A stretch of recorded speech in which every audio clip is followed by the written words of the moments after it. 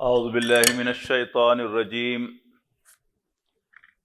بسم اللہ الرحمن الرحیم یا ایہا الناس ضرب مثل فاستمعوا له ان الذین تدعون من دون اللہ لن يخلقوا ذبابا ولو اجتمعوا له وإن يسلبهم الذباب شيئا لا يستنقذوه منه ضعف الطالب والمطلوب ما قدر الله حق قدره ان اللہ لقوی عزیز اللہ یصطفی من الملائکۃ رسلا ومن الناس ان اللہ سمیع بصیر یعلم ما بین ایدیہم وما خلفہم وإلی اللہ ترجع الامور یا ایہا الذین آمنوا ارکعوا واسجدوا واعبدوا ربکم وافعلوا الخیر لعلکم تفلحون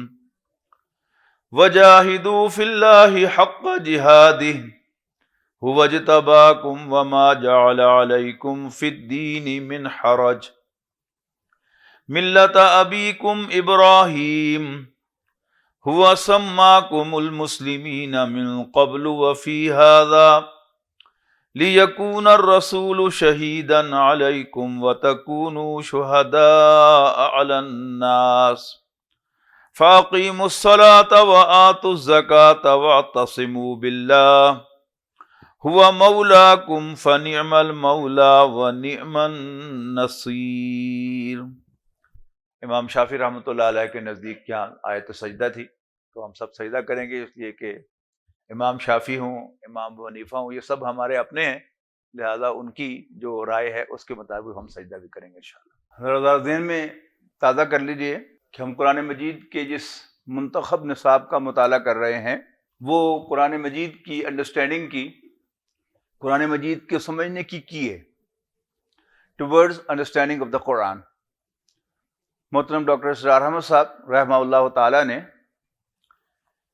یہ انتخاب اس مقصد کے تحت کیا تھا کہ قرآن مجید کے حوالے سے قرآن مجید کی دعوت بھی سامنے آ جائے اور قرآن مجید کے مضامین کا خلاصہ بھی سامنے آ جائے، اور قرآن مجید میں جو مختلف مضامین بیان ہوئے ہیں ان کا سینس بھی کلیئر ہو جائے، تاکہ قرآن مجید کو پڑھتے ہوئے انسان اس سینس کو ساتھ ساتھ پک کرتا رہے اور ان آیات کو سمجھنے میں آسانی رہے۔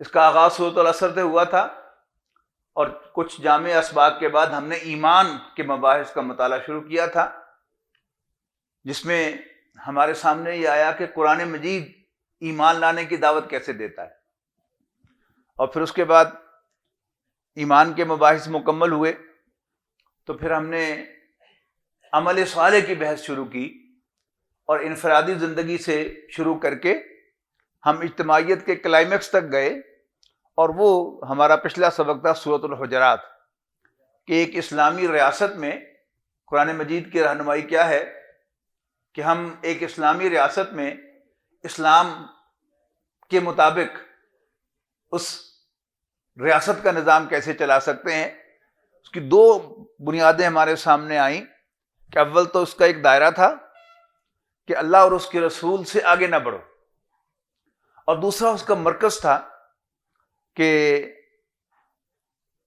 نبی اکرم صلی اللہ علیہ وسلم کی حیثیت اس دائرے کی مرکز کی ہے، اور نبی اکرم صلی اللہ علیہ وسلم کا ادب و احترام اور آپ کو ایک سینٹرل حیثیت دینا یہ اسلامی ریاست کا بنیادی تقاضا ہے۔ اور پھر اس کے دوسرے رکوع میں کچھ ضمنی ایشوز جو ریاست سے متعلق تھے وہ زیر بحث آئے۔ پہلا تو یہ کہ ایک اسلامی ریاست نہ ایک زبان بولنے والوں کی ریاست ہے، نہ ایک قوم کی ریاست ہے، نہ ایک نسل کی ریاست ہے۔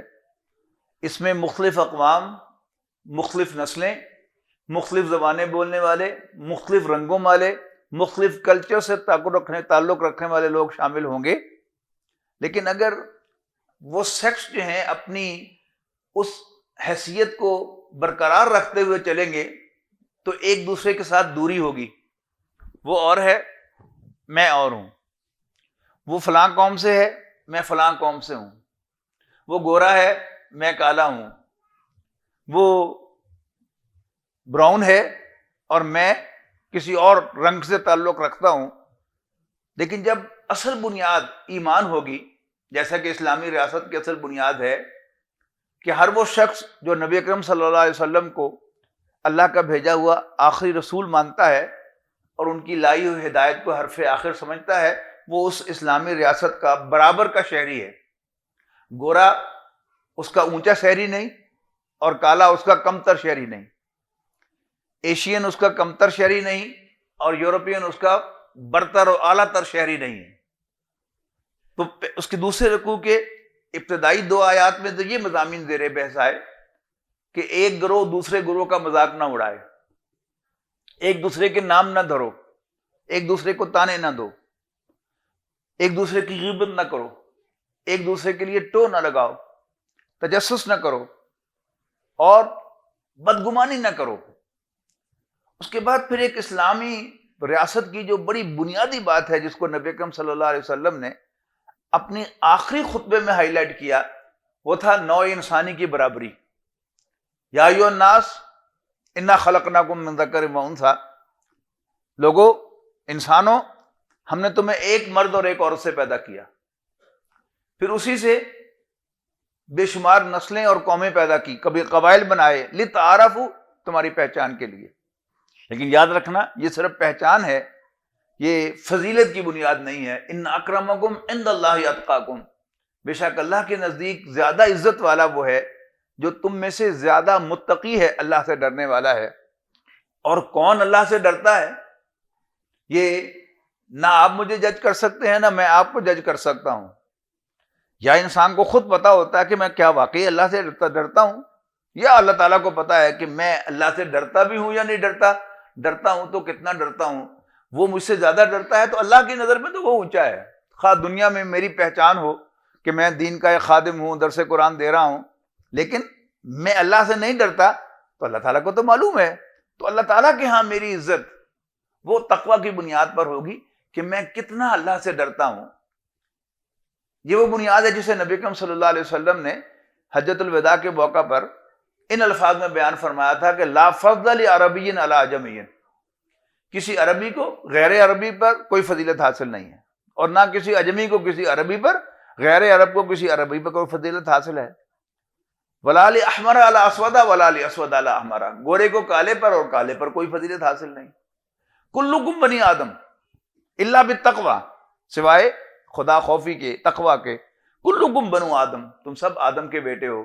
آدم من تراب، آدم مٹی سے بنے تھے. اب اس کے بعد پھر اگلا مضمون شروع ہو رہا ہے، وہ کیا ہے کہ حق کی وصیت، حق کی پروپیگیشن، حق کو ایسٹیبلش کرنا، حق کو پروپیگیٹ کرنا، حق کی ایک دوسرے کو نصیحت کرنا، حق کی ایک دوسرے کو تلقین کرنا. وہ جو سورہ عصر کا تیسرا پوائنٹ تھا کہ والعصر ان الانسان لفی خسر الا الذین آمنوا وعملوا الصالحات وتواصوا بالحق وتواصوا بالصبر. اب وہ اگلا حصہ جو ہے وہ اس آج کے سبق سے شروع ہو رہا ہے کہ تواصی بالحق، قرآن مجید میں اس کی تفصیل کیا ہے، اس کے کیا کیا آبجیکٹیوز ہیں تواصی بالحق کے، وہ آج بحث شروع ہو رہی ہے. اس میں یہ اصل مضمون تو آئے گا آخری 2 آیات کے اندر، بلکہ سچ پوچھئے تو آخری آیت کے اندر. لیکن اس رکوع میں بڑے اہم قیمتی مضامین ہیں قرآن مجید کے بنیادی مضامین میں صرف وہ یہاں پر آ رہے ہیں. اور آپ دیکھیں گے کہ وہ جو دین کے سارے لوازم ہیں وہ سارے کے سارے جو ہیں آپ کو اس رکوع کے اندر یکجا ملیں گے. ایمان باللہ، ایمان بالرسالت، ایمان بالآخرت، اور اس کے ساتھ پھر سبمیشن اللہ تعالیٰ کے سامنے، عبادت کے اعتبار سے، عبادات کے اعتبار سے، اور انسانی خدمت کے اعتبار سے، اس لیے کہ وہ بھی اللہ تعالیٰ کی بندگی کے تقاضے ہیں. قرآن مجید بڑے واضح الفاظ میں یہ بات کہتا ہے کہ اللہ تعالیٰ نے جنوں اور انسانوں کو اپنی بندگی کے لیے پیدا کیا ہے، اپنی عبادت کے لیے پیدا کیا ہے. لیکن ہمارے انٹلیکچوئلز جو ہیں، جو جدید ذہن ہے ہمارا، جو کالج کی تعلیم کے اثر کی وجہ سے ان ہواؤں کے زہر سے مسموم ہو چکا ہے، اثر پذیر ہو چکا ہے. وہ کیا کہتا ہے کہ درد دل کے واسطے پیدا کیا انسان کو. تو درد دل اسلام میں ہے، لیکن درد دل نوع انسانی کی تخلیق کا مقصد نہیں ہے. یہ بات اگر سمجھتے ہیں تو بڑی آسانی ہو جاتی ہے. تو شروع کرتے ہیں ہم سبق کا آغاز. آیت نمبر 73 ہے یہ سورہ حج کی، اور پورا آخری رکوع ہے سورہ حج کا، 10واں اور آخری رکوع. فرمایا اعوذ باللہ من الشیطان الرجیم، یا ایھا الناس، لوگو، یعنی یہاں پر خطاب جو ہے پوری نوع انسانی سے ہے. قرآن مجید میں کئی طرح کے خطابات ہیں.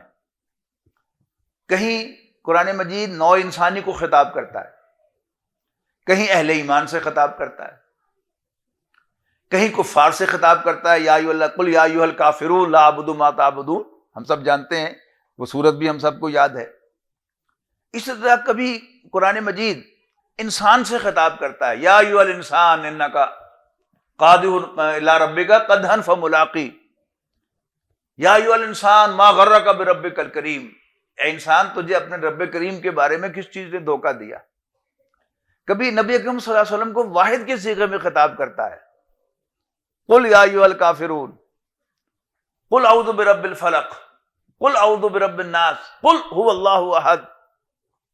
تو اسالیب کا فرق ہے، لیکن قرآن مجید کی ہر آیت وہ مجھ سے متعلق ہے. جب تک مجھے یہ احساس نہیں ہوگا کہ خواہ اس میں خطاب نبی اکرم صلی اللہ علیہ وسلم سے ہے تو بھی انڈائریکٹلی مجھے خطاب کیا جا رہا ہے، اور یا ایھا الانسان کہہ کر بھی مجھے خطاب کیا جا رہا ہے، یا ایھا الناس کہہ کر بھی مجھے سے خطاب ہے.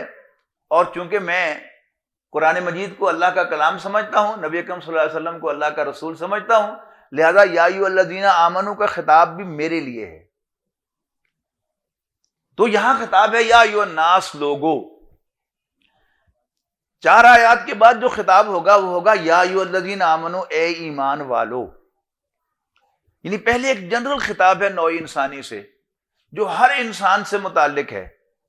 وہاں تو اصل میں ہوگی ایمان کی دعوت، اور پھر اگلی 2 آیات میں خطاب ہے مان لینے والوں سے. اب چونکہ تم نے یہ تمام حقائق مان لیے ہیں، لہذا اب تمہاری یہ ذمہ داریاں ہیں.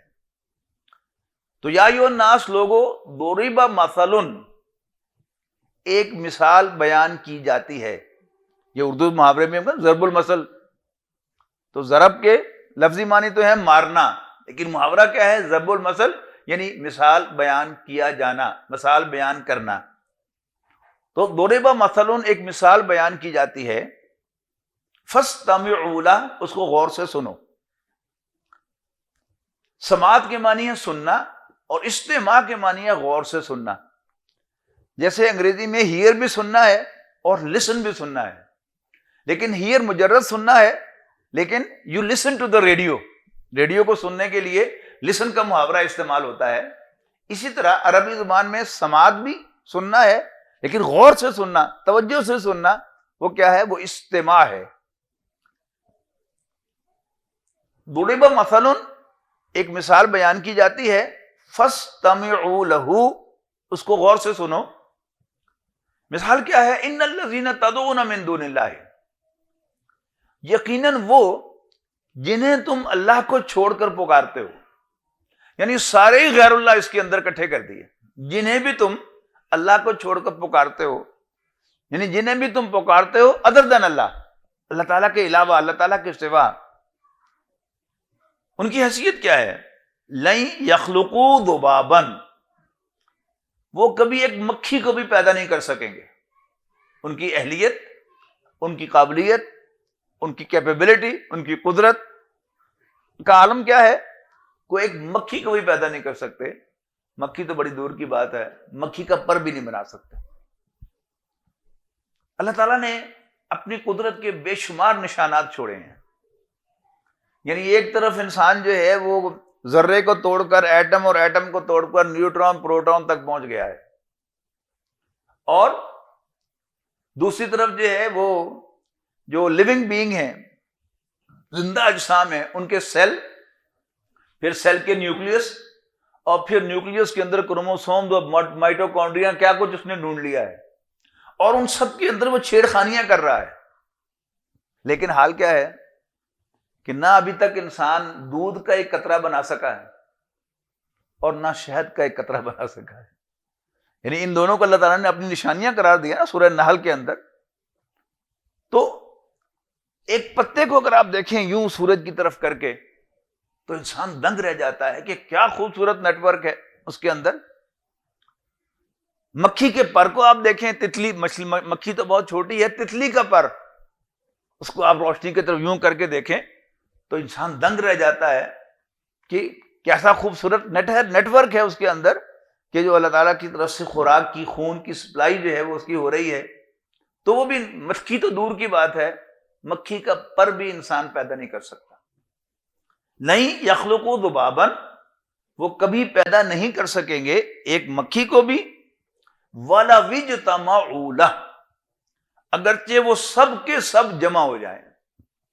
یعنی انسان اپنی ساری ریسورسز اکٹھی کر لے، ساری ایکسپرٹیز ملا لے، دنیا جہان کے ماہرین کو اکٹھا کر لے، تو اللہ تعالیٰ کا یہ دعویٰ ہے کہ انسان کبھی ایک مکھی کو بھی نہیں بنا سکتا اگرچہ سب کے سب اکٹھے ہو جائیں. اس سے بھی ایک سٹیپ آگے جا کر وَإِن يَسْلُبْهُمُ الذُّبَابُ شَيْئًا، بنانا تو بڑی دور کی بات ہے، اگر مکھی ان سے کچھ چھین کر لے جائے لا يَسْتَنْقِذُوهُ، تو یہ اس سے واپس بھی نہیں لے سکتے، ریکور بھی نہیں کر سکتے.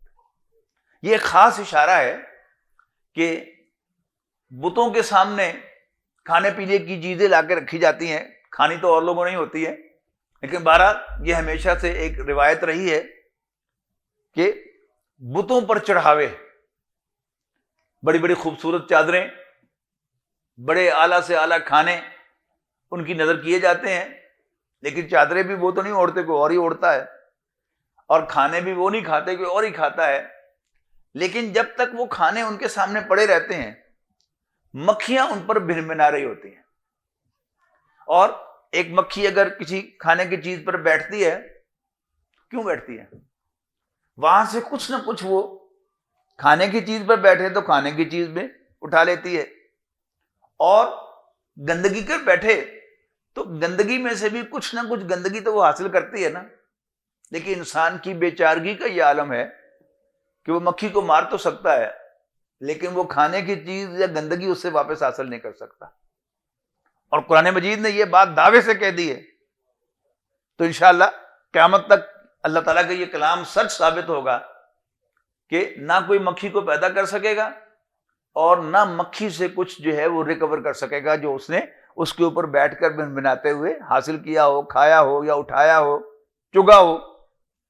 پنجابی میں چگنا جو ہے کہ جیسے کوئی پرندہ جب وہ چگتا ہے، ایسے ہی مکھی بیٹھتی ہے تو کچھ نہ کچھ چگتی ہے نا، اگرچہ اتنا سا اس کا وجود ہے ٹوٹل، لیکن بہرحال وہ کچھ نہ کچھ کھاتی ہے وہاں سے. اور ہمیں اس کا احساس بھی ہوتا ہے کہ ہمارے کسی زخم پر مکھی جا کر بیٹھے اور صاف محسوس ہوتا ہے کہ جیسے وہ ہمارے زخم میں سے کچھ پیپ جو ہے وہ چوس رہی ہے، درد ہوتی ہے ہمیں باقاعدہ، اس بات کی فیل ہوتا ہے وہ. تو اللہ تعالیٰ کہہ رہا ہے کہ وہ اول تو مکھی بنا نہیں سکتے، اور اگر مکھی ان سے کچھ چھین کر لے جائے لا یستنقذوہ، تو وہ اس سے واپس نہیں لے سکتے، ریکور نہیں کر سکتے. ضعف الطالب والمطلوب، کمزور ہے طالب بھی اور کمزور ہے مطلوب بھی. یعنی کسی شخص کو جج کرنے کے کئی زاویے ہوتے ہیں. ان زاویوں میں سے ایک زاویہ کیا ہے کہ دیکھا جائے کہ وہ کس چیز کا طالب ہے. 1984 میں فرسٹ ٹائم میرا امریکہ جانا ہوا، تنظیم اسلامی ہی کے زیر اہتمام میری اسائنمنٹ ملی کچھ ٹیچنگ کی، تو ڈاکٹر سار احمد صاحب مجھے ساتھ لے گئے اور وہاں چھوڑ آئے کچھ پڑھانے کے لیے. یہی منتخب صاحب وہاں بھی پڑھایا تھا، عربی بھی پڑھائی تھی. تو میری بیٹی اس وقت 3 سال کی تھی، تو میں نے اس سے پوچھا جاتے ہوئے کہ میں آج تمہارے لیے کیا لاؤں؟ انہوں نے کہا ابا میرے لیے بسکٹ لانا. اب میں نے وہاں دوستوں سے کہا واپس آتے ہوئے کہ بھائی میری بیٹی نے فرمائش کی ہوئی ہے، تو ظاہر ہے کہ میں پہلی دفعہ گیا تھا اور حلال و حرام کا وہ پہچاننا کون سی چیز حلال ہے کہ میں کوئی حرام چیز ہی لے جاؤں. تو میں نے وہاں دوستوں سے کہا کہ جی بھائی ایک بسکٹ کا پیکٹ آپ نے مجھے ضرور لے کے دینا ہے بیٹی کے لیے. اب مجھے بتانے کی ضرورت نہیں کہ میری بیٹی کی عمر کیا ہے، یعنی صرف اتنے سے پتا چل گیا کہ اس نے بسکٹ کا تقاضا کیا ہے کہ وہ 4-5 سال کی بچی ہوگی زیادہ سے زیادہ. تو جو انسان کا آئیڈیل ہوتا ہے اسی سے اندازہ ہوتا ہے کہ وہ کتنا اونچا ہے. علامہ اقبال کا وہ شعر کہ یزداں بکمن داور، اس پر فتویٰ لگا ان پر کفر کا، کہ مطلب کیا تھا اس کا کہ اللہ تعالیٰ پر کمند ڈالو. شکار کرنے کے لیے کمند ڈالی جاتی ہے نا، تو اللہ تعالیٰ کا شکار کرو. یہ کئی صوفیاء نے اپنے اپنے اسلوب میں یہ بات کہی ہے. وہ بابا بلی شاہ کا وہ مشہور شعر کہ پن کر رب دا تو ٹھگاں دے ٹھگ نو ٹھگ، یعنی وہ اللہ کہ جو تمام انسانوں کو کیپچر کر لیتا ہے اور جسے چاہے وہ اٹھا کے لے جاتا ہے، تو اس کو ٹھگ سے تعبیر کیا ہے کہ اللہ دا رات کو اٹھو، اپنی ہڈیوں کے کباب بناؤ اور اپنے خون کی شراب پیو، اور پن کر رب دا، break into the house of your lord, Allah تعالیٰ کے گھر کو نقب لگاؤ اور وہ جو سب کو اٹھا لیتا ہے تم اس کو جا کے وہاں سے قابو کر کے لے آؤ. اس کو قابو کر لو کہ اللہ تعالیٰ کو قابو کرنے کا، اللہ تعالیٰ کو پا لینے کا وقت جو ہے وہ راستہ جو ہے وہ یہ ہے. تو باقی کہنے کا اسلوب ہوتا ہے، ہر شخص اپنی سطح کے مطابق یہ بات کہتا ہے. علامہ اقبال نے اس کو کہا کہ یزداں بکمند آور، اور بابو اللہ شاہ کہہ رہے ہیں کہ ٹھگاں دے ٹھگ نو ٹھگ. اب فتویٰ لگانا ہو تو اس کے لیے تو آپ کے پاس کھلا میدان ہے کہ جو مرضی آپ فتویٰ لگا دیں، لیکن اصل اسپرٹ کو سمجھیں کہ جس چیز کو انسان پسند کرتا ہے، جس سے محبت کرتا ہے، اسے پا لینا چاہتا ہے. علامہ اقبال نے اپنے لیکچرز میں حوالہ دیا ہے ایک صوفی بزرگ کا، عبد القدوس گنگوہی نامی کوئی صوفی بزرگ تھے، کہ انہوں نے کہا کہ اللہ تعالیٰ کہ رسول حضرت محمد صلی اللہ علیہ وسلم ہی تھے جو اتنی بلندی پر پہنچے، اللہ تعالیٰ سے ملاقات کی اور پھر واپس آ گئے. اگر مجھے وہاں جانا نصیب ہوتا تو میں کبھی نہ واپس آتا. کیوں؟ کہ ولایت اور دوستی کی انتہا کیا ہے؟ وصل. ملاقات ہو گئی تو اور کیا چاہیے. تو اس سے علامہ اقبال نے سمجھایا ہے ولایت اور نبوت کا فرق، کہ جہاں ولایت کی انتہا ہے وہاں سے نبوت کی ابتدا ہوتی ہے. کہ اللہ تعالیٰ نے کہا کہ نہیں، اکیلے نہیں آؤ، پوری نوع انسانی کو ساتھ لے کے آؤ. اور نبی صلی اللہ علیہ وسلم نے واپس آ کر وہ انقلاب، اس کی تکمیل کی اور اس زمین پر اللہ تعالیٰ کا جھنڈا لہرایا، گویا تمام انسانوں کو اللہ تعالیٰ سے ملا دیا. یہ کیا ہے؟ یہ ہے وہ فرق رسالت اور ولایت کا. تو نبی اکرم صلی اللہ علیہ وسلم چونکہ ایک رسول تھے، لہذا وہاں سے تو آپ کا کام شروع ہوا کہ اللہ تعالیٰ نے کہا کہ وقت فرصت ہے، کہاں کام ابھی باقی ہے، نور توحید کا اتمام ابھی باقی ہے. کبھی انشاءاللہ سیرت النبی پر گفتگو ہوگی تو پھر میں اللہ نے چاہا تو عرض کروں گا کہ نبی اکرم صلی اللہ علیہ وسلم کو معراج کیوں ہوئی، آج کی اس پوری سیرت کے اندر معراج کا کیا مقام ہے، اینڈ وائی دین. اس لیے کہ میرا اپنا چھوٹا ذہن یہ کہتا ہے کہ سب سے بڑا ایونٹ جو تھا وہ تو پہلی وحی تھی. یعنی ہمیشہ افتتاح ہوتا ہے کسی ایونٹ کو بنا کر اور پھر کام چل پڑتا ہے. تو میرے خیال کے مطابق پہلی وحی کے لیے آسمان پر بلایا جانا چاہیے تھا. فرشتوں کا پنڈال سجا ہوا ہوتا، قطار اندر قطار فرشتے بیٹھے ہوئے ہوتے، نام پکارا جاتا محمد بن عبداللہ بن عبد المطلب صلی اللہ علیہ وسلم. آپ تالیوں کی گونج میں اسٹیج پر تشریف لے جاتے اور آپ کو پہلی وحی پیش کی جاتی. لیکن اللہ تعالیٰ کو اپنے کام کرنا آتے ہیں. کون سا کام، کب، کہاں اور کیسے کرنا ہے. اور پھر یہ سوال آپ اپنے ذہن میں لائیں گے تو پھر اللہ تعالیٰ سمجھائے گا بھی آپ کو کہ کیوں وہ اہم ترین وقت تھا کہ نبی اکرم صلی اللہ علیہ وسلم کو ابو لہب نے خاندان بنو ہاشم سے نکال دیا. یعنی عام طور پر ہماری جو سیرت کی کتابیں ہیں اس میں یہ تذکرہ تو ہوتا ہے کہ نبوت کا 10واں سال عام الحزن ہے، غم کا سال ہے، نبی اکرم صلی اللہ علیہ وسلم کو 2 صدمے برداشت کرنا پڑے، آپ کی اہلیہ محترمہ اول روز سے آپ کی ساتھی اور غم کو ساتھ دینے والی حضرت خدیجہ رضی اللہ تعالیٰ عنہ اس دنیا سے چلی گئیں، اور ابو طالب کو بھی، جو نبی اکرم صلی اللہ علیہ وسلم کے لیے اس زمین پر ایک سہارا تھا اور بنو ہاشم کا سردار ہونے کے ناطے اس نے قریش کو نبی اکرم صلی اللہ علیہ وسلم کے پاس نہیں پھٹکنے دیا۔ قریش نے کہا کہ ہم بائیکاٹ کر دیں گے تمہارے پورے خاندان کا، اس نے کہا کر دو، اور 3 سال کا بائیکاٹ برداشت کیا، لیکن نبی اکرم صلی اللہ علیہ وسلم کا ساتھ نہیں چھوڑا۔ لیکن ابو طالب کے انتقال کے بعد ابو لہب خاندان کا سربراہ بنا، اور اس نے نبی اکرم صلی اللہ علیہ وسلم کو خاندان بنو ہاشم سے نکال دیا۔ اب مکہ مکرمہ چونکہ ایک قبیلے کا شہر تھا، وہاں صرف کرچی رہ سکتا تھا، اس کا غلام یا حلیف، تو آپ نے 1-2 سرداروں سے کہا کہ مجھے پناہ دو، انہوں نے نہیں دی، آپ طائف گئے، وہاں جو کچھ ہوا وہ بھی آپ کو معلوم ہے۔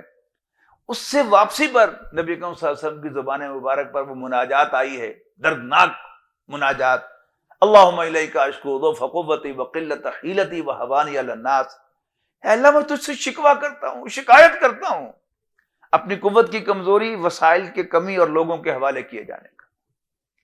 الی من تکلنی، اللہ مجھے کس کے حوالے کر دیا ہے؟ ام بعید یتجہمنی، ایک ایسے بیگانے کے، بعید دور والا، بیگانہ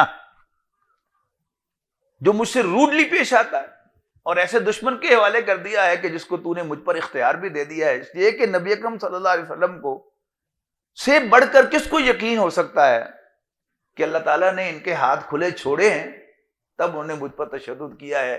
اللہ تعالیٰ کی اجازت کے بغیر تو پتہ بھی نہیں ہلتا، تنکا بھی نہیں جنبش کرتا، لہذا شکوہ بھی اسی سے کیا ہے۔ اور افلاک سے نالوں کا آتا ہے جواب آخر، اٹھتے ہیں حجاب آخر، کرتے ہیں خطاب آخر۔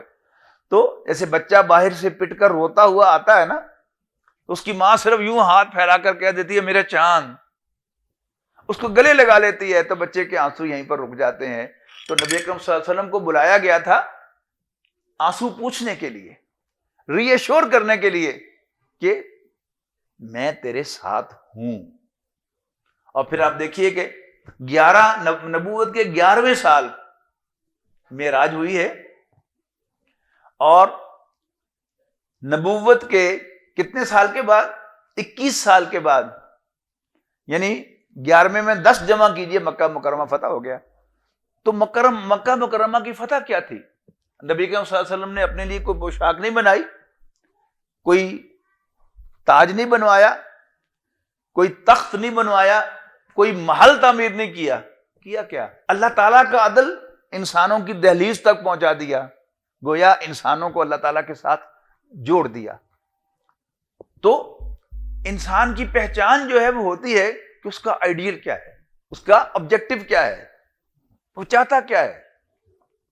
تو فرمایا ضعف الطالب والمطلوب، یہ ایسے خداؤں کے طالب ہیں جو اتنے ورتھ لیس ہیں کہ جو نہ مکھی کو بنا سکتے ہیں، نہ مکھی سے جو اس نے چھینا ہے واپس حاصل کر سکتے ہیں، جس کو ہم کہیں نا اپنے محاورے میں فڑے منہ، یعنی اتنے ورتھ لیس جو ہے، انہوں نے اپنا خدا بنا لیا ان کو، اپنا رب بنا لیا ان کو، ان سے دعائیں مانگتے ہیں، ان کے سامنے حاجتیں رکھتے ہیں، جو خود ہیلپ لیس ہیں، وہ خود کسی کام کے نہیں ہیں، اپنا دفاع نہیں کر سکتے، اپنی حفاظت نہیں کر سکتے، مکھی تک کو پیدا نہیں کر سکتے، مکھی جو چھین لے اس سے چھین نہیں سکتے، اور یہ ان کو اپنے خدا کہہ رہے ہیں، ان بتوں کو اپنے ہاتھ سے جن کو بناتے ہیں۔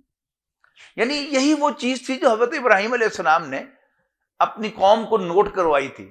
حضرت ابراہیم علیہ السلام غیر معمولی ذہین انسان تھے، اور ان کی بہت سی خصوصیات میں سے ایک خاص خصوصیت یہ تھی کہ وہ اپنا پوائنٹ ثابت کرنا جانتے تھے۔ اب ان کی قوم وہی بتوں کی پوجا کرتی تھی، اور بتوں کے سامنے وہ کھانے جو ہے وہ پڑے ہوئے تھے۔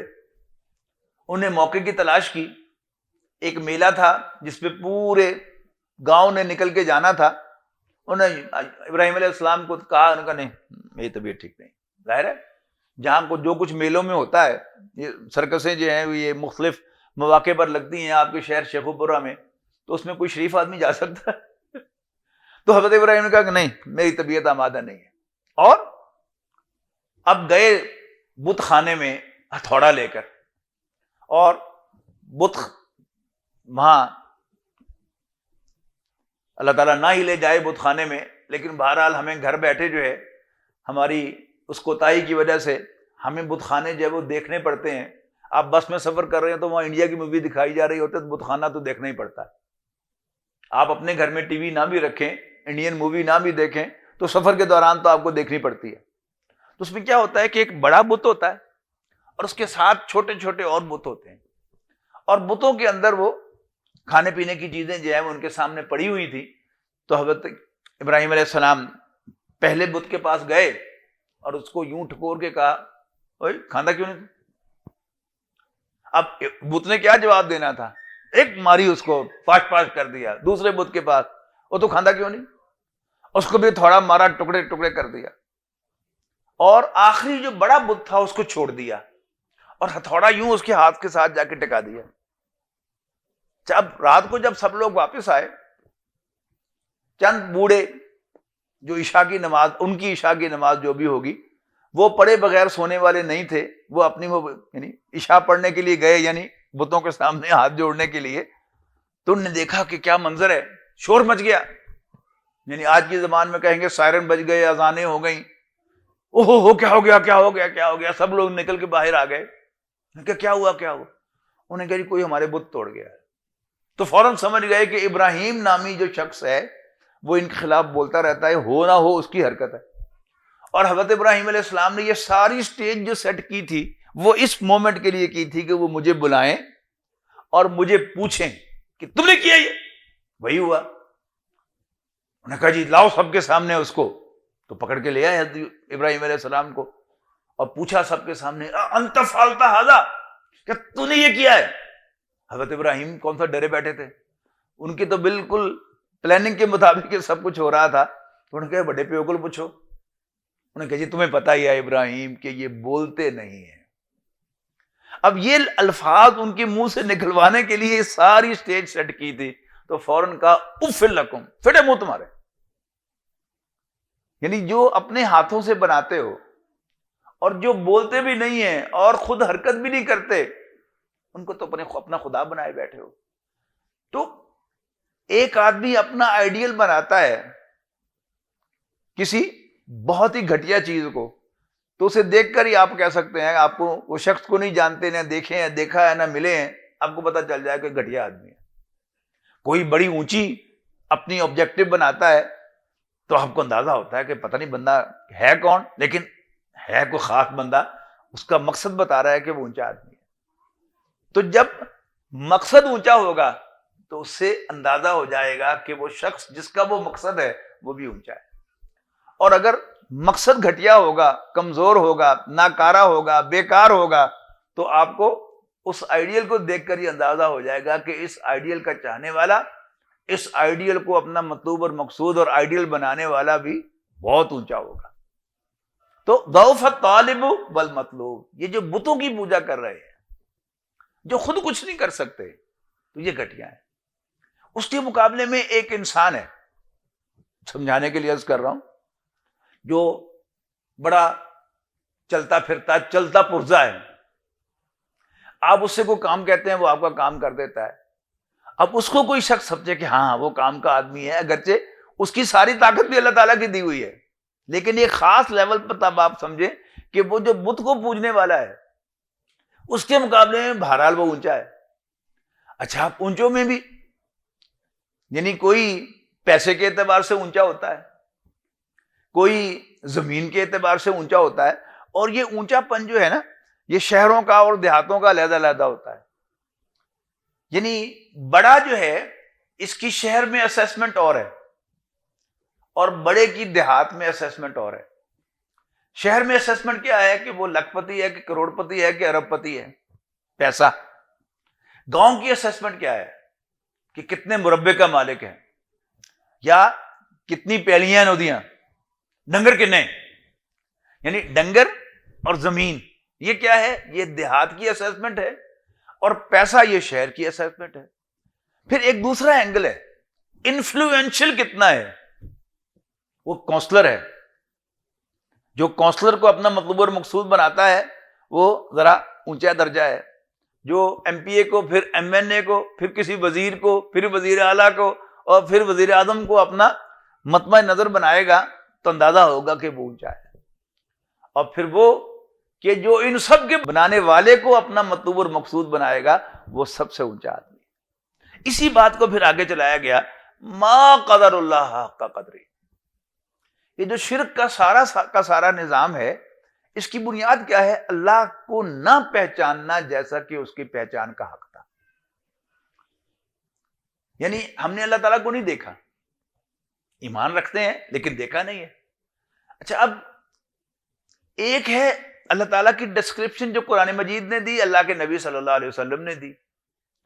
ایک ڈسکرپشن وہ ہے جو میں نے دی آپ کو اپنے خیال سے، میرا خیال بھی محدود ہے، میری ڈسکرپشن بھی ایسی ہوگی۔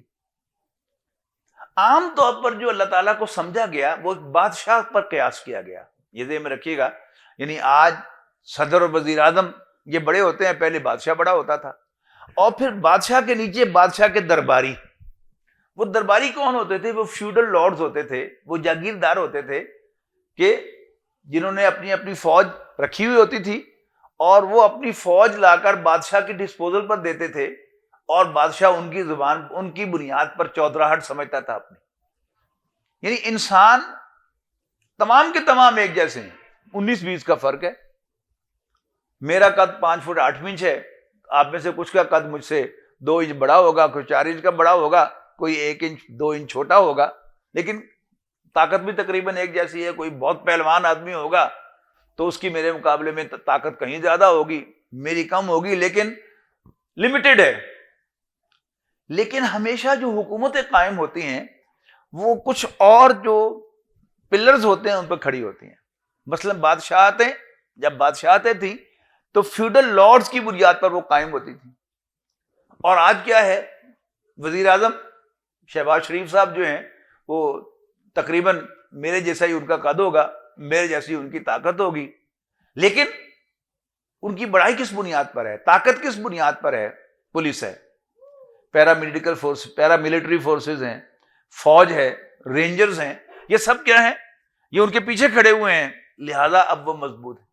اچھا، اب ہوگا کیا کہ ایک آدمی وہ جب دیکھے گا کہ پاور سورسز کون سی ہیں، پاور بیسز کون سے ہیں، تو اب جو فیوڈل لارڈز کا زمانہ تھا تو جو بادشاہ کے درباریوں کو خوش کر لیتا تھا تو وہ سمجھتا تھا کہ بادشاہ سے میرے سارے کام کروا دے گا۔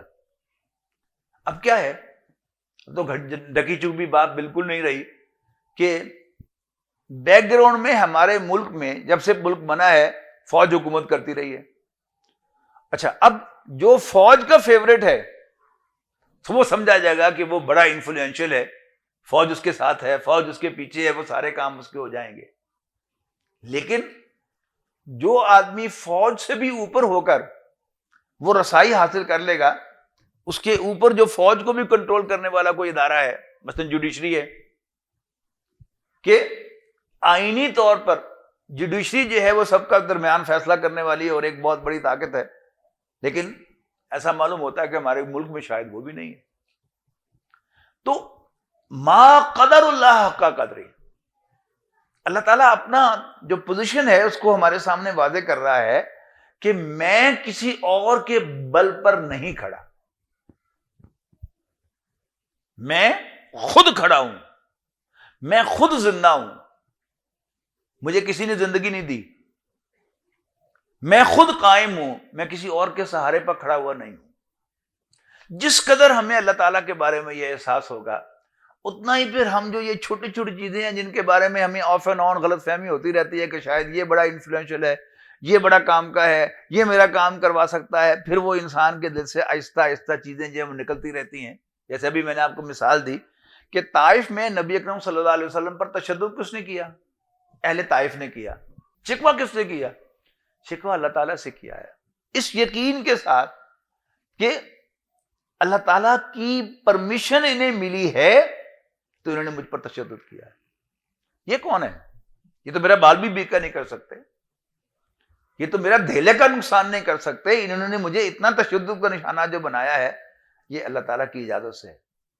بس اللہ تعالیٰ سے ایک ہی بات کہی ہے, تو میرا صرف امتحان لے رہا ہے تو میں حاضر ہوں, لیکن I want to make sure کہ تم اس سے ناراض نہیں ہے. ان لم یکن علی غضبک فلا ابالی, اگر تم مجھ سے ناراض نہیں ہے تو پھر مجھے کوئی پرواہ نہیں. تو سوچنے کی چیز یہ کیا ہے, یعنی سارے مال و اسباب سے ایک شخص جب اونچا ہو جاتا ہے نا, وہ اصل سورس تک پہنچ جاتا ہے, اصل منبع تک پہنچ جاتا ہے, تو پھر اس کی یہ کیفیت ہوتی ہے کہ کچھ نہیں, یہ فوج, یہ وزیر اعظم, یہ صدر, یہ MNA, یہ MP بڑے پاورفل دکھتے ہیں, لیکن ان میں سے کسی کے پاس کوئی طاقت نہیں ہے. اللہ تعالیٰ نے ان کو طاقت بخشی ہے. اور پھر انسان اپنے بارے میں بڑا کانفیڈنٹ ہوتا ہے, اس کو زوم ہوتا ہے کہ جی میں یہ کام کر سکتا ہوں, میرے اندر اتنی طاقت ہے, میں اتنا بوجھ اٹھا سکتا ہوں, میں اتنے گھنٹے کام کر سکتا ہوں. لیکن جو انسان اللہ تعالیٰ کی طرف متوجہ ہوتا چلا جائے گا, اس کو یہ احساس ہوتا چلے گا کہ میں تو کچھ بھی نہیں ہوں, میں تو ایک سانس بھی اللہ تعالیٰ کی اجازت کے بغیر نہیں لے سکتا. شیخ سعدی رحمۃ اللہ علیہ نے فرمایا نا کہ ایک سانس پر ہمارے ذمے اللہ تعالیٰ کے 2 شکر واجب ہیں, ایک سانس اندر لے جانے پر اور ایک سانس باہر نکالنے پر. انسان کی بیچارگی کا عالم کیا ہے, ایک ناخن جو ہے وہ سیپٹک ہو کر اس کی جان لے سکتا ہے, ایک بال سیپٹک ہو کر اس کی جان لے سکتا ہے. ڈینگو پھر آ گیا ہے تو کیا ہے, مچھر کے کاٹنے سے ہوتا ہے, تو اللہ تعالیٰ ایک مچھر کو بھیج کر بھی میری جان لے سکتا ہے. یہ سب کیا ہے کہ جو ہم اسباب سے کٹتے چلے جائیں گے اور اللہ تعالیٰ کی طرف توجہ ہوتی چلی جائے گی, جی جو ہم اللہ کو پہچانیں گے تو پھر یہ توجہ ہوگی. لیکن اگر ہم یہ پہچان ہی نہیں سکیں گے, ہم مچھر کے اندر گم ہو جائیں گے, ہم کبھی کسی بیماری کے اندر جب گم ہو جائیں گے, اللہ تعالیٰ کو بھول جائیں گے, تو پھر کیا ہوگا, ہم بڑے قابل رحم ہو جائیں گے, چھوٹی چھوٹی چیزوں کے سامنے ہم جھکیں گے. اور انسان کس کے سامنے ہی جھکا, پتھروں کے سامنے وہ جھکا ہے, درختوں کے سامنے وہ جھکا ہے, یہاں تک کہ انسان کی جو شرمگاہیں ہیں ان کے سامنے بھی وہ جھکا ہے جا کر. نہیں, جہاں سے محسوس ہوا کہ یہاں سے ایک بچہ جب وہ تخلیق ہوتا ہے وہ اسی کے سامنے جھک گیا, حالانکہ یہ سب کچھ اللہ تعالیٰ کا پیدا کیا ہوا ہے. میں آنکھ سے نہیں دیکھتا, اللہ تعالیٰ کے دکھائے سے دیکھتا ہوں. یہ آنکھ ایسے ہی رہے اور اللہ تعالیٰ کا فیصلہ آ جائے کہ عبدالسمیع کو اور کچھ دیکھنے کی اجازت نہیں, تو عبدالسمیع کچھ نہیں دیکھ سکتا. بات صرف کیا ہے, اللہ تعالیٰ کو ریکگنائز کرنے کی کہ میں کتنا اللہ تعالیٰ کو پہچانتا ہوں. میں اسے اپنے جیسا ہی بیچارہ سمجھتا ہوں, تو پھر میں جھکوں گا غیر اللہ کے سامنے کہ جو اس کے چارہ گر ہیں. لیکن اگر میں سمجھاؤں کہ وہ ہر چیز کا چارہ بنانے والا ہے, وہ ہر چیز کو طاقت دینے والا ہے, وہ ہر چیز کی کوز ہے, تو پھر میں اسی کے سامنے جھکوں گا. اور پھر یہ چھوٹے چھوٹے سارے جو ہیں ذرائع جو ہیں میں ان کو ڈس اون کروں گا. تو باٹم لائن کیا ہے, ما قدر اللہ حق قدری. قدر کے لفظی معنی ویلیو. اچھا, اب ورب میں جائے گا ٹو ایویلیویٹ, کسی کی قدر پہچاننا, ٹو ایویلیویٹ. اور ہمیشہ انسان کا معاملہ ایویلیویشن کے مطابق ہوتا ہے. ایک کاغذ کا پرزہ ہے, ٹھیک ہے جی, ایک کاغذ کا پرزہ میں یوں پھینک دیتا ہوں, لیکن ایک کاغذ کا پرزہ ہے اس کو میں پہچانتا ہوں کہ یہ 5,000 کی ویلیو کا ہے, 5,000 کا نوٹ ہے, تو میں اس کی جب ویلیو پہچانوں گا تو اس کی قدر کروں گا. اور اگر ایک بچے کے پاس جو ہے وہ آپ ایک عام کاغذ کا ٹکڑا دے دیں, کوئی رنگین تصویر والا جس کے رنگ بڑے خوبصورت ہوں گے, وہ اس کو سنبھال کے رکھے گا اور دوسرے کو شاید وہ کوڑے کے اندر پھینک دے. تو پہچان ہے اصل چیز. ما قدر اللہ حق قدری. انہوں نے اللہ کو نہیں پہچانا جیسا کہ اللہ تعالیٰ کو پہچاننا چاہیے تھا. اللہ تعالیٰ کو ایویلیویٹ نہیں کیا, اللہ تعالیٰ کی ویلیو نہیں پہچانی جیسا کہ پہچاننی چاہیے تھی. ان اللہ لقوی عزیز، بے شک اللہ تعالیٰ تو خود قوت والا ہے. یعنی ہمارے سامنے جو قوت کا تصور ہے وہ کیا ہے کہ انسان کی اپنی کوئی طاقت نہیں، ہڈیاں مضبوط ہوں اور جسم کے اندر کوئی بیماری نہ ہو تو وہ بہت کچھ کر سکتا ہے، اور اگر ہڈیاں کمزور ہو جائیں یا کوئی بیماری لگ جائے، بخار ہو جائے تو کمزور ہو جاتا ہے، اٹھ نہیں سکتا. لیکن اللہ تعالیٰ خود قوی ہے. یعنی قوی تو قوی ہے، لام تاکید کا ہے، اس کے لیے میں نے کہا کہ اللہ تعالیٰ تو خود قوی ہے اور عزیز ہے، آل مائٹی ہے، بالادست ہے. تو اصل بالادستی جو ہے وہ اللہ تعالیٰ کی ہے. جس کو جو بھی طاقت دی ہے وہ اس نے عطا کی ہے، جس کو جو بھی سپریمیسی دی ہے، غلبہ دیا ہے، اقتدار دیا ہے، وہ اللہ تعالیٰ نے دیا ہے. وہ جو سورہ آل عمران میں بڑی خوبصورت 2 آیات آئی ہیں، ہم سب کو یاد ہونی چاہیے. قل اللہم مالک الملک تؤتی الملک من تشاء وتنزع الملک ممن تشاء. اے اللہ بادشاہی کے مالک، تو جسے چاہتا ہے بادشاہت عطا کرتا ہے اور جس سے چاہتا ہے بادشاہت چھین لیتا ہے. وتعز من تشاء وتذل من تشاء. جس کو چاہتا ہے عزت دیتا ہے، جس کو چاہتا ہے ذلت دیتا ہے. بیدک الخیر، تیرے ہی ہاتھ میں خیر ہے اور تو ہر چیز پر قادر ہے. تو اس بات کا جوں ہمیں یقین ہوتا چلا جائے گا کہ مجھے سامنے جو بھی طاقتور چیزیں نظر آتی ہیں یا طاقتور اشخاص نظر آتے ہیں، ان میں سے اپنی طاقت کسی کی بھی نہیں ہے. یعنی آیت الکرسی میں یہ 2 الفاظ جو لائے گئے ہیں نا کہ الحی القیوم، اللہ تعالیٰ تو آج خود زندہ ہے. میں اور آپ کیسے زندہ ہیں؟ اللہ تعالیٰ نے ہمیں زندگی عطا کی ہے تو ہم زندہ ہیں، اور جب اللہ تعالیٰ کی طرف سے نو ہو جائے گی تو ہم ایک لمحہ بھی اس سے زائد زندہ نہیں رہ سکتے. جبکہ باقی پوری کائنات کے لیے وہ قیوم ہے، وہ تھامے ہوئے ہے، اس کی توجہ ہے تو یہ کائنات ہے. اور جب اللہ تعالیٰ کا فیصلہ ہوگا کہ it should no more exist, ختم، تو ایک لمحہ بھی یہ کائنات اس کے بعد زندہ نہیں رہ سکتی. جیسے ایک وقت تھا کہ کچھ بھی نہیں تھا، اللہ تعالیٰ اسے وجود میں لایا، اسی لیے اس کا نام ہے بدیع السماوات والارض، آسمانوں اور زمین کا نئے سرے سے پیدا کرنے والا. پھر تبدیلیاں لایا، کچھ بنایا، اس سے کچھ بنایا، پھر اس سے کچھ بنایا، اس سے کچھ بنایا، اس سے کچھ بنایا.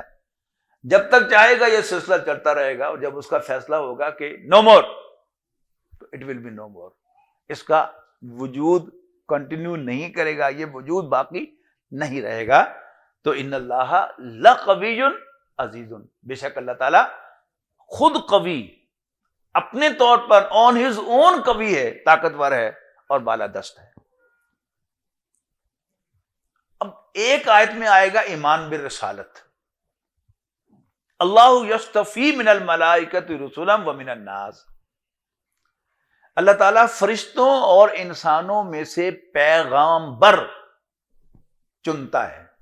استفا یستفی کے معنی چننا، پسند کرنا. نبوت و رسالت یہ وہبی عہدے ہیں، یہ اکتسابی عہدے نہیں ہیں، کمائے نہیں جاتے کہ کوئی شخص اگر اتنی ریاضت کرے گا اور اتنے محنت کرے گا تو اللہ تعالیٰ اس کو نبی بنا دے گا. نو، اللہ تعالیٰ نے نوع انسانی میں سے جس کو پسند کیا، چوز کیا، اس کو اللہ تعالیٰ نے اپنا نبی بنا دیا، اپنا رسول بنا دیا. تو اللہ یصطفی من الملائکۃ رسلا، فرشتوں میں سے بھی پیغامبر ہیں کہ جنہوں نے اللہ کا پیغام نبیوں تک پہنچایا. یہ کون سے ہیں؟ یہ فرشتوں میں سے رسول ہیں، پیغام لانے والے. اور پھر انسانوں میں سے رسول 1,24,000 ہم جانتے ہیں کہ اللہ تعالیٰ نے وہ پیغمبر جو ہیں وہ بھیجے ہیں اللہ کا پیغام لانے والے. تو اللہ یصطفی، اللہ چنتا ہے، پسند کرتا ہے، من الملائکۃ رسلا، فرشتوں میں سے بھی پیغام لانے والے، ومن الناس، اور لوگوں میں سے بھی. یعنی اللہ تعالیٰ کا پیغام پہلے فرشتوں کو ملا اور پھر فرشتوں نے وہ پیغام باقی انسانوں تک پہنچایا. یہ کیا ہے کہ یہ ذہن میں رکھیے گا کہ اللہ تعالیٰ کی ذات کی عظمت کا ہم کوئی اندازہ نہیں لگا سکتے کتنی عظمت ہے، لیکن بعض اشارات ملتے ہیں اللہ تعالیٰ کی عظمت کے بعض پہلوؤں کے. مثال کے طور پر انسانوں میں سے صرف ایک شخص ہیں جن سے اللہ تعالیٰ نے اسی دنیا پر، اسی زمین پر براہ راست کلام کیا ہے، اور وہ موسیٰ علیہ السلام. یعنی نبی اکرم صلی اللہ علیہ وسلم نبیوں میں سب سے افضل ہیں بلا شبہ، لیکن ان کی طرف بھی پیغام جبرائیل آتے رہے ہیں، اور باقی نبیوں کا پھر کیا کہنا. صرف موسیٰ علیہ السلام واحد پیغمبر ہیں جن کو اللہ تعالیٰ نے شرف تخاطب بخشا ہے، براہ راست کلام کیا ہے کوہ طور پر. اور ویسے سورہ طٰہٰ میں دیکھیے، سورہ نمل میں دیکھیے، سورہ قصص میں دیکھیے کہ حضرت موسیٰ علیہ السلام مدین سے واپس جا رہے تھے تو اندھیری رات تھی اور انتہائی ٹھنڈی رات تھی، راستہ بھول گئے. اوپر پہاڑ پر روشنی نظر آئی اور آپ نے سمجھا کہ شاید اوپر پہاڑ پر کچھ لوگ بیٹھے آگ سیک رہے ہیں، تو اپنی اہلیہ محترمہ سے کہا کہ تم یہاں بیٹھو، میں اوپر جاتا ہوں اور راستہ بھی پوچھ کے آتا ہوں اور تمہارے لیے کوئی انگارہ بھی لے کے آتا ہوں. لیکن جب وہاں پہنچے تو اچانک آواز آئی، موسیٰ تو پاک وادی میں ہے، جوتے اتار دے. جوتے اتار دیے اور پھر فرمایا انی انا اللہ. آپ تصور کیجئے رات کا اندھیرا ہو نا، اور بالکل چپ چاپ ہو، اور کوئی کاغذ جو ہے وہ ذرا ہل جائے تو انسان کی جان نکل جاتی ہے. تو کیا ہیبت ہوگی اور وہ کیا منظر ہوگا، اور موسیٰ علیہ السلام کی کیا کیفیت ہوگی، ذرا اس کا تصور تو کیجیے. لیکن بہرحال اللہ تعالیٰ نے اپنے ایک بندے کو جسے چاہا اس نے، اور وہ موسیٰ علیہ السلام تھے کہ اللہ تعالیٰ نے ان سے براہ راست کلام فرمایا. اور باقی اللہ تعالیٰ کا کلام نوری مخلوق پہلے ریسیو کرتی ہے، خاکی مخلوق ریسیو نہیں کر سکتی. پھر اس نوری مخلوق نے انسانوں میں سے جو اللہ تعالیٰ کے چنے ہوئے بندے تھے انہوں نے وہ پیغام ریسیو کیا. اب وہ جو انبیاء کرام ہیں وہ انسانوں تک اللہ تعالیٰ کا پیغام پہنچاتے ہیں. کیوں؟ انسان اللہ تعالیٰ کے کلام کا اہل نہیں ہو سکتا. حضرت موسیٰ علیہ السلام کے تذکرے میں بھی دیکھیے نا کہ حضرت موسیٰ علیہ السلام نے تھوڑا سا، یعنی براہ راست کلام ہو گیا. اب اور دی چاہتا نا انسان کا کہ جیسے اللہ تعالیٰ نے مجھے یہ ہمت دے دی ہے کہ میں اللہ تعالیٰ کا کلام براہ راست ریسیو کروں، تو یا اللہ میری آنکھوں کی بھی یہ ہمت دے دے کہ میں تجھے ان آنکھوں کے ساتھ دیکھ سکوں. تو تقاضا کر دیا ربی ارینی انظر الیک، ربا مجھے اپنا آپ دکھا نا ذرا کہ میں تجھے دیکھ سکوں. تو اللہ تعالیٰ نے کہا کہ لن ترانی، تم مجھے کبھی نہیں دیکھ سکتے. ہاں اچھا، اگر اف ایٹ آل تم یہ تقاضا کرتے ہو تو مجھے دیکھنے سے پہلے میری ایک تجلی کو دیکھو. اور پہاڑ پر تجلی کی، پہاڑ جو ہے وہ ریزہ ریزہ ہو گیا اور موسیٰ علیہ السلام بھی ہوش ہو کر گر گئے. یہ سب کچھ قرآن مجید میں ہے نا. تو اس کا مطلب کیا ہوا کہ انسان اللہ تعالیٰ کو دیکھنے کا بھی متحمل نہیں ہو سکتا، اور صرف ایک استثناء کے علاوہ اس کا براہ راست کلام سننے کا بھی متحمل نہیں ہو سکتا. کیوں؟ انسان کمزور ہے. لیکن واپسی کے لیے اب کسی واسطے کی ضرورت نہیں ہے. اس موقع پر جو دکاندار تھے، مذہبی دکاندار، انہوں نے اس کا فائدہ اٹھاتے ہوئے کہا کہ اب واپس اللہ تعالیٰ سے کمیونیکیٹ کرنے کے لیے بھی، اللہ تعالیٰ سے ہم کلام ہونے کے لیے بھی، اللہ تعالیٰ کے سامنے درخواست پیش کرنے کے لیے بھی، اللہ تعالیٰ کو ریکویسٹ کرنے کے لیے بھی تمہیں ہماری ضرورت ہے.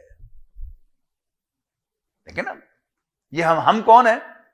یعنی نبی اکرم صلی اللہ علیہ وسلم آخری نبی تھے، اس کے بعد عام انسانوں نے اس پیغام کو آگے پہنچایا ہے نا. درجہ بدرجہ یہ پیغام ہم تک پہنچا ہے، اور میں اور آپ نبی اکرم صلی اللہ علیہ وسلم کے نام لیوا ہے. اصل میں ہم کون تھے؟ کافر ہندی ہوں میں، دیکھ میرا ذوق و شوق، لب پر سلام و درود، دل میں سلام و درود. ہم ہندوؤں کی اولاد تھے، اس میں کوئی شک نہیں ہے. لیکن اللہ کے کچھ بندوں نے کہاں سے آ کر اور ڈیرے لگائے ہند کی سرزمین میں اور ہمارے بڑوں کو مسلمان کیا. تو کام تو تھا نا جو درجہ بدرجہ ہوا، لیکن واپسی کے لیے کسی مینز کی ضرورت نہیں ہے. کیوں؟ ان اللہ سمیع بصیر، اللہ تعالیٰ سب کچھ سننے والا، سب کچھ دیکھنے والا ہے. یعنی وہ میں زبان سے جو الفاظ ادا کروں گا وہ تو اسے تو سنے گا ہی صحیح، لیکن میرے دل میں جو بات ہے وہ بھی اس کے علم میں ہے. حضرت ابراہیم علیہ السلام دا گریٹ، ان کا سورہ ابراہیم میں جو ایک دعا نقل ہوئی ہے، کہنا چاہیے بلکہ اصل میں مناجات ہے کہ ربنا انک تعلم ما نخفی وما نعلن، ربنا انک تعلم ما نخفی وما نعلن، ربا جو کچھ ہم اپنے دل میں چھپاتے ہیں اور جو کچھ ہم اعلانیہ کہتے ہیں تو سب کو جانتا ہے. وما یخفی علی اللہ من شیء فی الارض ولا فی السماء، اور آسمان اور زمین کی کوئی شے اللہ تعالیٰ سے پوشیدہ نہیں ہے. تو اللہ تعالیٰ کو یہ کہنا ضروری نہیں ہے کہ میں یہ مجھے عطا کر دے، اس کو پتا ہے کہ میں کیا چاہتا ہوں. اور اگر ہم حضرت ابراہیم علیہ السلام کی دعا ہی دہراتے رہیں تو ہماری ساری ریکویسٹ اللہ تعالیٰ تک پہنچ جائے گی. ہے تو پہلے بھی اس کو پتا، لیکن ریکویسٹ بھی پہنچ جائے گی کہ یا اللہ میرے دل میں جو کچھ ہے تو جانتا ہے، جو دے ہی دے مجھے. آپ سب لوگ جو ہیں وہ وقتاً فوقتاً کہتے ہیں جی دعا کریں میرے لیے، اور نام بھی یاد نہیں رہتے اور یہ بھی نہیں یاد رہتا کس کس کو. تو جب یاد آتا ہے تو میں تو یہی کہہ دیتا ہوں کہ یا اللہ جن لوگوں نے بھی دعا کے لیے کہا ہے تجھے معلوم ہے، لہذا تو ان کی دعا قبول فرما لے. تو کیا فرمایا؟ ایک طرف جو ڈائریکشن ہے اس کو پہلے بیان کیا کہ اللہ تعالیٰ اپنی پیغام رسانی کے لیے فرشتوں میں سے اور انسانوں میں سے پیغامبر چنتا ہے، اور پھر نبیوں کے نائبین بھی نبیوں کے نقش قدم پر چلتے ہوئے وہ کام کرتے ہیں. لیکن یہ بات یاد رہے کہ اللہ تعالیٰ ہماری طرح عاجز نہیں ہے، وہ سمیع اور بصیر ہے، سب کچھ سننے والا ہے اور سب کچھ دیکھنے والا ہے. جب یہ بات ہمیں یاد رہے گی اللہ تعالیٰ کے بارے میں، معرفت کی بات ہے نا یہ بھی، وہی کہ پہچان اللہ تعالیٰ کی، یہ بات یاد رہے کہ اللہ تعالیٰ تو میرے سینے کے دلوں کو بھی، میرے سینے کے بھیدوں کو بھی جانتا ہے، میرے دل میں جو خیالات اور جذبات ہیں ان کو بھی پہچانتا ہے، دیکھتا ہے. تو پھر انشاءاللہ میں کبھی اللہ تعالیٰ تک کمیونیکیٹ کرنے کے لیے کسی انسان کو واسطہ بنانا نہیں چاہوں گا. اللہ سن رہا ہے، اللہ دیکھ رہا ہے، میں کیوں کہوں. اور ویسے بھی یاد رکھیے گا کہ جو درد انسان کو خود ہوتا ہے وہ کسی دوسرے کو کبھی نہیں ہو سکتا.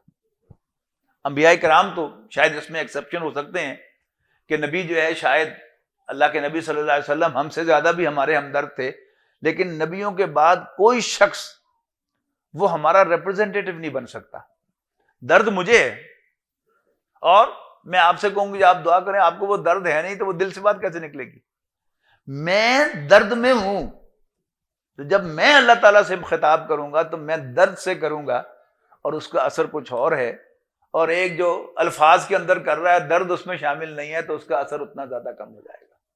علامہ اقبال نے بڑے خوبصورت الفاظ اس کے لیے استعمال کیے کہ کیوں خالق و مخلوق میں حائل رہیں پرتے، پیران کلیسا کو کلیسا سے اٹھا دو. پیران کلیسا کہتے ہیں چرچ کو، تو پیران کلیسا کو کلیسا سے اٹھا دو، یعنی یہ جو کلیسا کے اندر چرچ میں بیٹھے ہوئے جو پادری ہیں ان کو اٹھا دو. کہنا وہ کیا چاہتے ہیں کہ یہ جو مسلمانوں اور میرے درمیان اللہ تعالیٰ کیا چاہتا ہے، میرے بندوں اور میرے درمیان جو بھی راستے میں حائل ہو رہا ہے وہ میرا نہیں ہے، اس کو نکال دو راستے سے، مجھے براہ راست پکارو. سورہ مومن میں فرمایا گیا نا، وقال ربکم ادعونی استجب لکم، تیرا رب کہتا ہے کہ مجھے پکارو، استجب لکم، میں تمہاری پکار کو سنوں گا، میں تمہاری دعا کو قبول کروں گا، میں تمہاری ریکویسٹ کو رسپونڈ کروں گا. جب اللہ تعالیٰ خود تیار ہے سننے کے لیے تو پھر ہمیں کیا ضرورت ہے کہ ہم درمیان میں واسطے لائیں، اور اللہ تعالیٰ اس سے ناراض بھی ہوتا ہے. یہ جو اللہ تعالیٰ کو پکارنا ہے اس کی ایک مثال میں دینا چاہتا ہوں.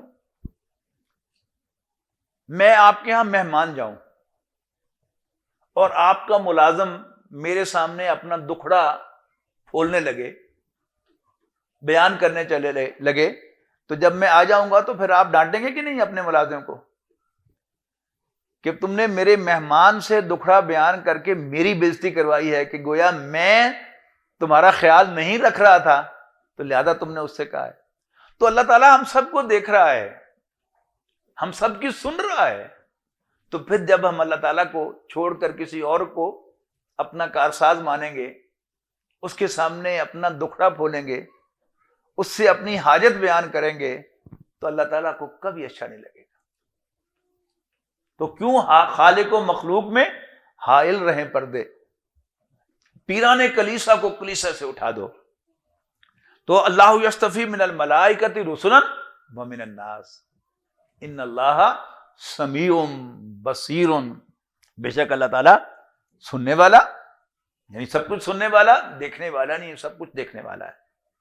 اب ایک آیت میں ایمان بالآخرت، یعنی اسی کے ساتھ متعلق تعلق کیسے جوڑا کہ یعلم ما بین ایدیہم وما خلفہم، اللہ تعالیٰ تو جانتا ہے اس کو بھی جو ان کے سامنے ہے اور اس کو بھی جو ان سے پیچھے ہے، ان کی پیٹھ پیچھے ہے۔ یعنی انسان سب کے سب ان کی جو انکیپیبلٹی ہے وہ کیا ہے کہ وہ اپنی آنکھوں کے سامنے تو دیکھ رہے ہیں جو کچھ سامنے ہے، اور جو کچھ ان کی پیٹھ پر ہو رہا ہے اس کو نہیں دیکھ رہے۔ یہ انسان کی مجبوری ہے نا، کمزوری ہے انسان کی۔ اور ہم کمزور کو جب اپنا حاجت روا مانیں گے تو ہمیں خود اندازہ ہو جائے کہ وہ کیا کام کرے گا۔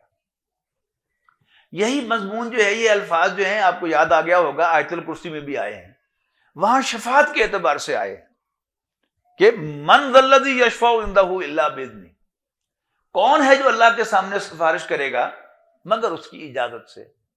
یعلم ما بین ایدیہم وما خلفہم، اور اللہ تعالیٰ جانتا ہے جو کچھ ان کے آگے ہے اور اس کو بھی جو کچھ ان کے پیچھے ہے۔ اچھا، اب یہ کیا چیز ہے کہ آپ ایک سفارشی کو لے کے جاتے ہیں کسی افسر کے پاس، اور صاحب 1 گھنٹہ جو ہے اس کو اندر ہی نہیں بلاتا، وہ پی اے کے دفتر میں یا باہر کھڑا انتظار کرتا رہتا ہے، تو آپ کو وہیں اندازہ ہو جاتا ہے کہ میرا سفارشی ہو رہا ہے۔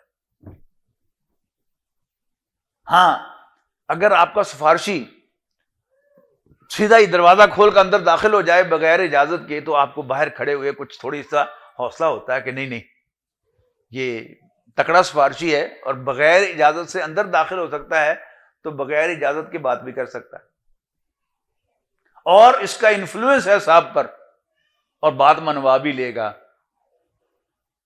مثال کے طور پر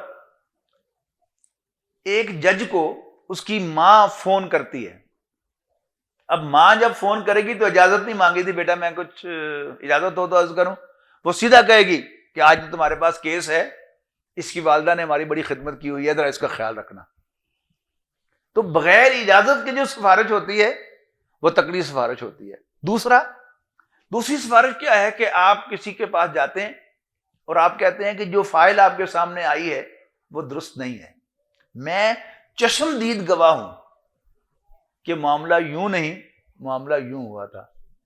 تو آپ کس کی گواہی دیں گے؟ چشم دید کی، اور آنکھیں آپ کی سامنے دیکھتی ہیں، پیچھے تو نہیں دیکھتی۔ اللہ تعالیٰ جو ہے یعلم ما بین ایدیہم وما خلفہم، کہ سفارش کرنے والے تو صرف سامنے ہی دیکھتے ہیں، اللہ تعالیٰ ان کے پیچھے بھی دیکھتا ہے۔ تو یہاں کیا فرمایا کہ اللہ یصطفی من الملائکۃ رسلا ومن الناس ان اللہ سمیع بصیر یعلم ما بین ایدیہم۔ اللہ تعالیٰ ان رسولوں کے جو سامنے ہیں اسے بھی جانتا ہے، اور جو کچھ ان کی پیٹھ پیچھے ہو رہا ہے اسے بھی جانتا ہے۔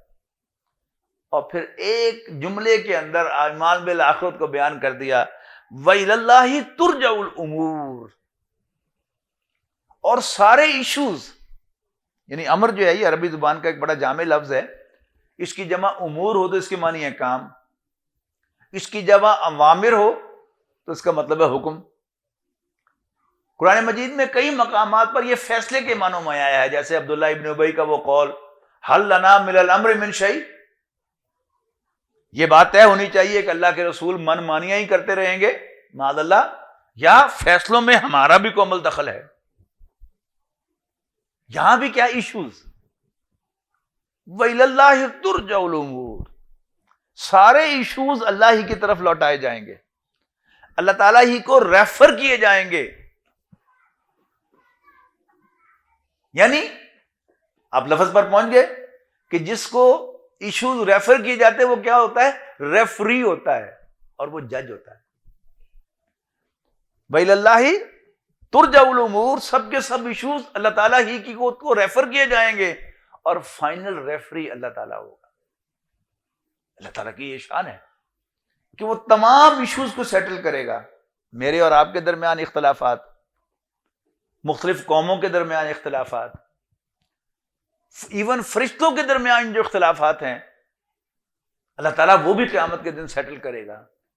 یہاں تک کہ ایک جانور نے دوسرے جانور پر زیادتی کی ہوگی، سینگ مارا ہوگا، تو اللہ تعالیٰ اس کا بھی حساب جو ہے وہ چکائے گا. یہ سب چیزیں جو ہیں وہ صحیح حدیث سے ثابت ہوتی ہیں. تو بڑا وسیع یہاں پر امور کا لفظ آیا ہے، وَإِلَى اللَّهِ تُرْجَعُ الْأُمُورُ. سب کے سب ایشوز جو ہیں وہ اللہ تعالیٰ ہی کی طرف ریفر کیے جائیں گے، اللہ ہی کی طرف لوٹائے جائیں گے. اس کے بعد کی جو 2 آیات ہیں ان میں مسلمانوں سے خطاب ہے، مجھ سے اور آپ کے حساب سے خطاب ہے. اس کا ایک یعنی پہلی آیت کا ترجمہ اور مختصر جو وضاحت اپنی بساط کے مطابق میں آج کر دوں گا، لیکن یہ سبق مکمل نہیں ہو سکے گا. اس کا جو اصل حصہ ہے وہ انشاءاللہ ہم اگلی دفعہ پڑھیں گے اللہ نے چاہا تو. فرمایا یا ایھا الذین آمنوا ارکعوا واسجدوا واعبدوا ربکم وافعلوا الخیر. اے ایمان والو، رکوع کرو، سجدہ کرو. اب یہ رکوع اور سجدہ یہ دونوں کیا ہیں؟ یہ نماز کے 2 ارکان ہیں. تو یعنی ویری سمپل جو ہماری سمجھ میں آئے گا وہ کیا ہے کہ یہ نماز کا حکم ہو رہا ہے، رکوع کرو، سجدہ کرو.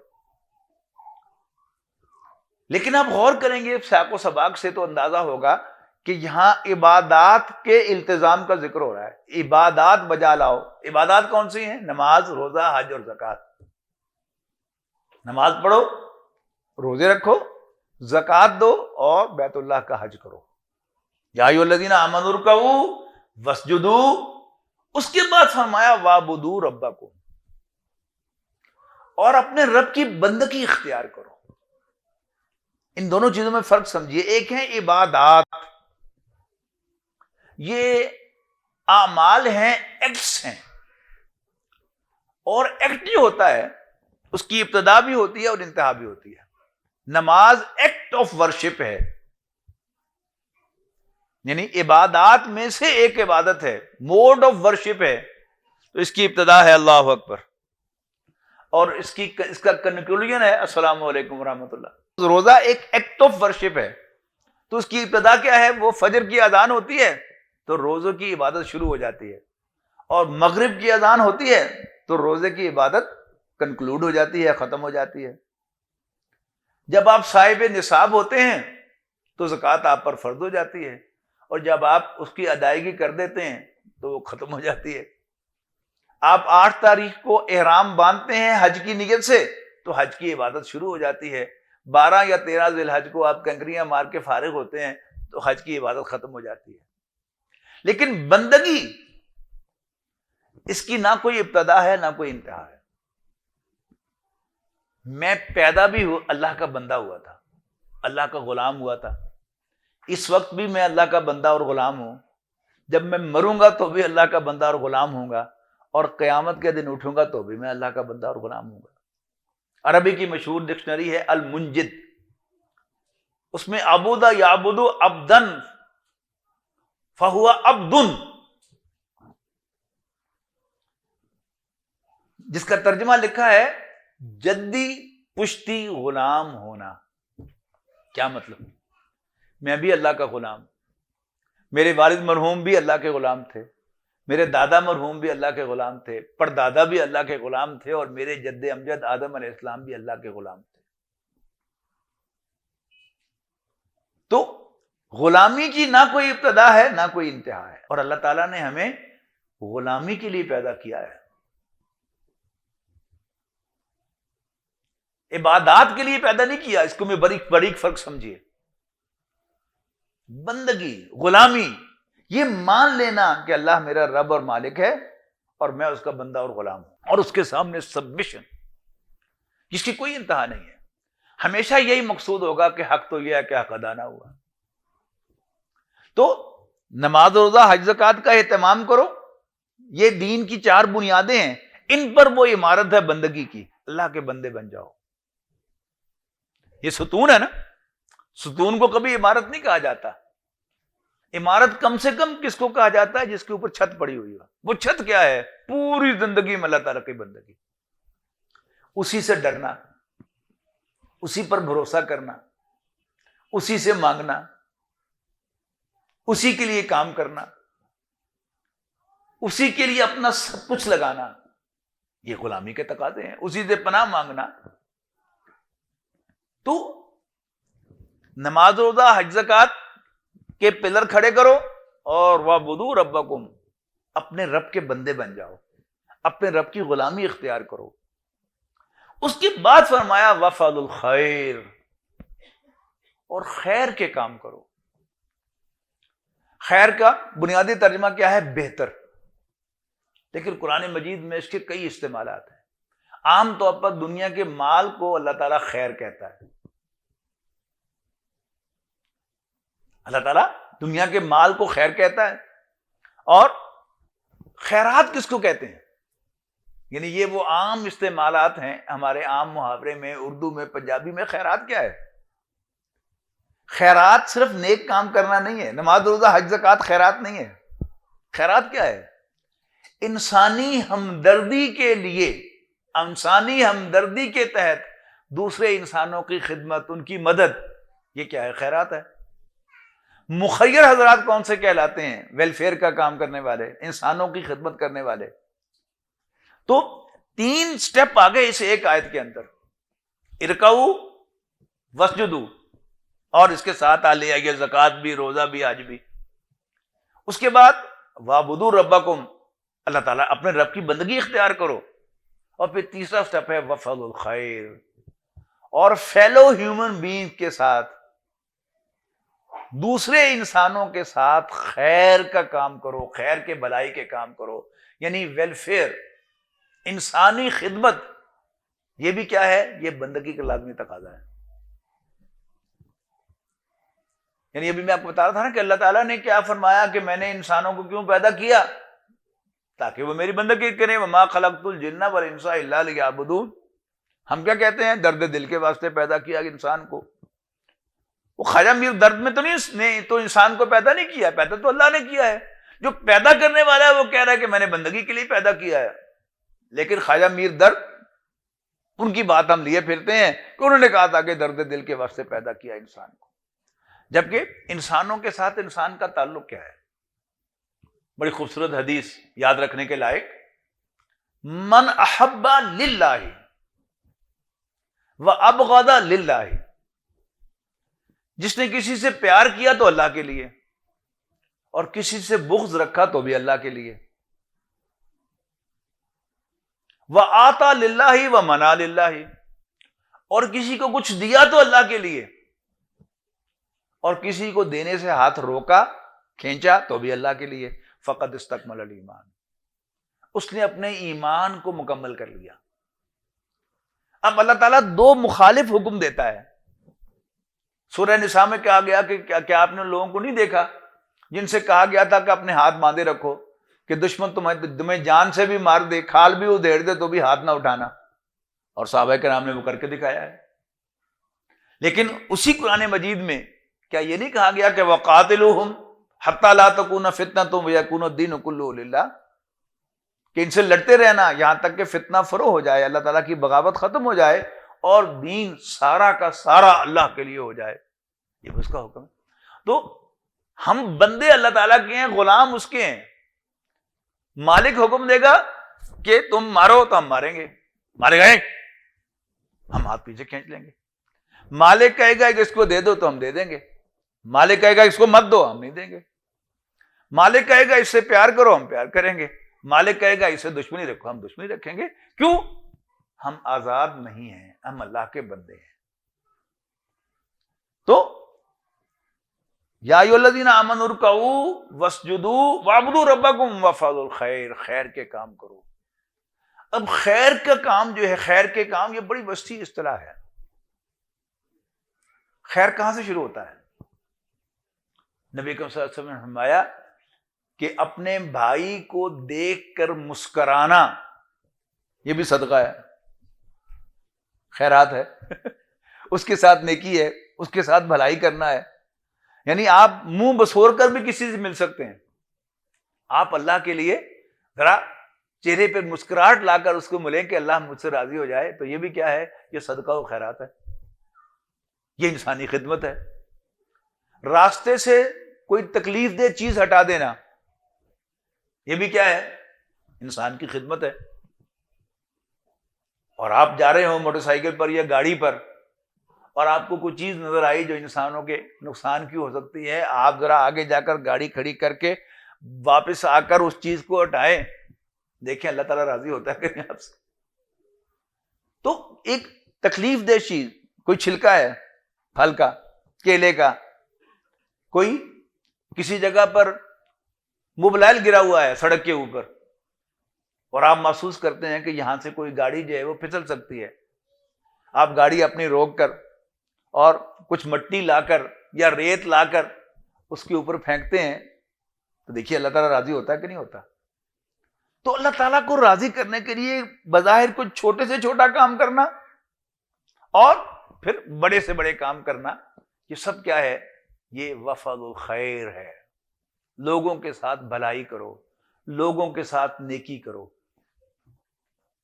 لیکن اس نیکی کے پھر درجات ہیں، یعنی ایک چھوٹی سی تکلیف دہ چیز ہٹانا اور مسکرانا یہ بھی نیکی ہے. لیکن انسان کو جہنم کی آگ میں گرنے سے بچانا یہ کیا ہے؟ یہ بھی ایک نیکی ہے.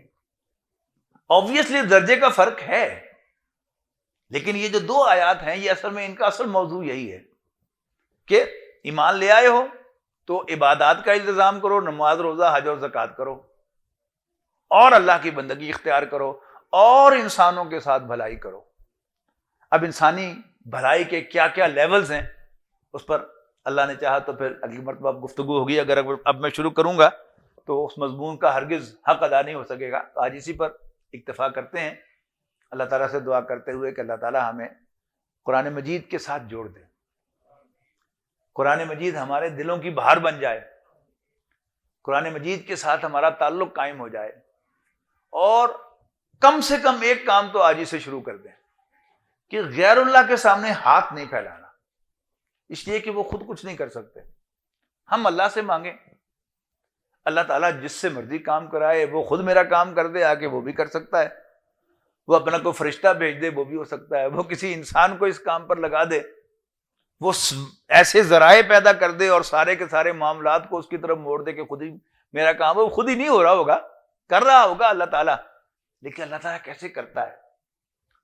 اور اس کی یعنی آپ صرف سیرت النبی سے مثال لے لیں کہ بظاہر ایک کام جو ہے وہ بہت غلط ہو گیا، بظاہر میں کہہ رہا ہوں بڑے انورٹڈ کاماز کے اندر.